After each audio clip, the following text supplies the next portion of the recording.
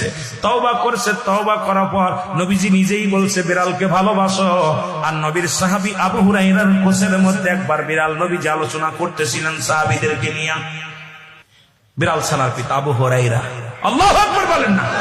বিড়ালের পিতা হঠাৎ করে কোষের মধ্যে বিড়াল ডেকে উঠছে। নবীজি বললেন, হে আবু হুরায়রা।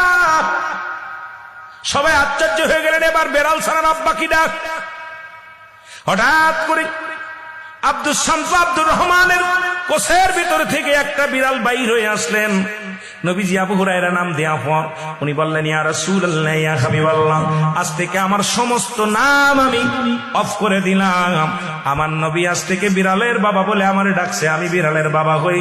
জগৎ বিখ্যাত একজন সাহাবী, যিনি পৃথিবীর মধ্যে বিড়াল ছানার পিতা নামে আখ্যায়িত। জোরে জোরে চিল্লায় বলেন মারহাবা। আমার ভাইরা, আমার বন্ধুরা, আমার গভীর মনোযোগ। 3 নাম্বার হলো পিপিলিকা।